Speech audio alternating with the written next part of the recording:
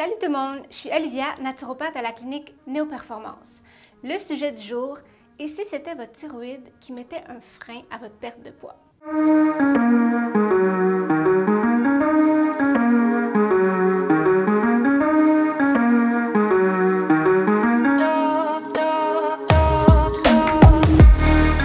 La thyroïde, c'est une glande en forme de papillon à la base du cou et elle intervient dans toutes les fonctions vitales de l'organisme. Donc, elle produit des hormones qui vont réguler le métabolisme, la température du corps, fonctions cardiaques, digestives, le contrôle musculaire et l'humeur, entre autres. Les troubles de la thyroïde touchent en majorité les femmes et il n'est pas rare que lorsque j'aborde l'hypothèse d'un déséquilibre de la thyroïde, et non, je ne fais pas de diagnostic, mais les femmes vont me dire avec certitude sur la défensive « Oh non, je l'ai fait tester, mes prises sanguines sont belles, il n'y a pas personne non plus qui a ça dans ma famille. » Mais juste de savoir que souvent on vérifie juste la TSH et qu'il y a vraiment plus que juste ce seul paramètre-là à prendre en compte. Les troubles de la thyroïde sont souvent mal diagnostiqués parce que les symptômes ne sont pas spécifiques et peuvent être vraiment facilement confondus avec d'autres conditions de santé.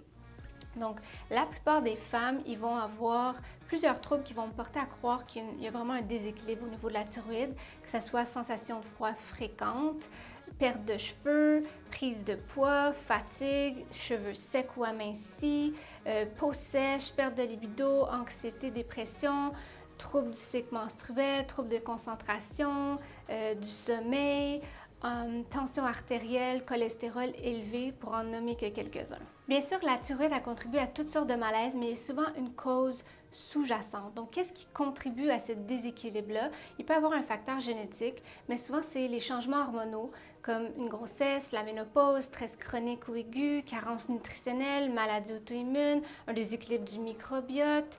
Il peut y avoir aussi les toxines environnementales, comme les plastiques, pesticides et les métaux lourds. Donc, voici quelques conseils alimentaires pour soutenir votre thyroïde, puis faciliter la perte de poids lors d'hypothyroïdie. Donc, adopter un régime qui est modéré à faible en glucides. Donc, oui, privilégier les protéines, les glucides complexes aussi, donc que ce soit les grains entiers, les légumineuses, les légumes racines qui sont super intéressants et éviter tout ce qui est sucre, raffiné, aliments transformés. Éviter les régimes qui sont trop faibles en glucides, comme les régimes cétogènes, qui ne conviennent vraiment pas à tout le monde. On a besoin de glucides pour convertir nos hormones thyroïdiennes. Donc, la thyroïde produit majoritairement la T4, qui est une forme peu active qu'on doit convertir en T3, qui est une forme plus active. Étant donné que les glucides sont nécessaires pour la conversion d'énergie, les hormones, un régime trop faible en glucides va être un stress pour le corps. Donc, si vous êtes constamment épuisé, vous avez de la difficulté à récupérer de votre entraînement, que vous avez des troubles du cycle menstruel, les chances sont que votre régime est peut-être trop faible en glucides. Deuxième point, adopter une alimentation anti-inflammatoire. 90% des cas d'hypothyroïdie sont en fait une thyroïdite d'Hashimoto, qui est une condition inflammatoire auto-immune qui est chronique. Et donc, comme c'est inflammatoire, on veut éviter tous les aliments qui causent l'inflammation, donc tous les aliments transformés, et aussi le gluten et les produits laitiers.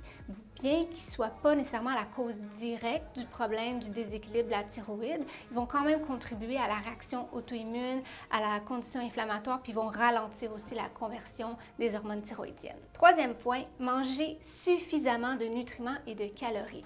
C'est vraiment tentant quand on veut perdre du poids, de diminuer nos calories, mais ça ralentit notre métabolisme, ça stresse notre corps, ça ralentit la production des hormones thyroïdiennes. La synthèse des hormones thyroïdiennes a vraiment besoin de beaucoup de nutriments, dont les vitamines, les minéraux, acides aminés, acides gras essentiels. Donc, choisissez des aliments qui soutiennent votre thyroïde.